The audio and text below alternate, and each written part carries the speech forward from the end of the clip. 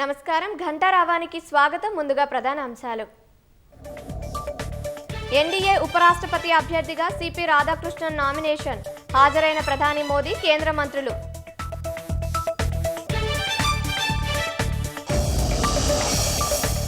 ఈ వారంలో రాష్ట్రానికి 50,000 టన్నుల యూరియా.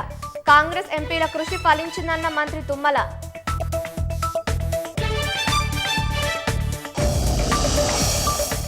రాష్ట్ర వ్యాప్తంగా యూరియా కోసం రైతుల ఆందోళన. చెప్పులు అరిగేలా తిరుగుతున్నా దొరకడం లేదని ఆవేదన.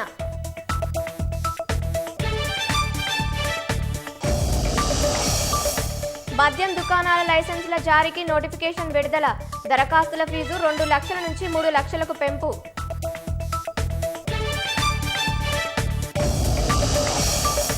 ఢిల్లీలో 50 పాఠశాలలకు బాంబు బెదిరింపులు. విద్యార్థులను ఇళ్లకు పంపి బాంబు స్క్వాడ్ తనిఖీలు.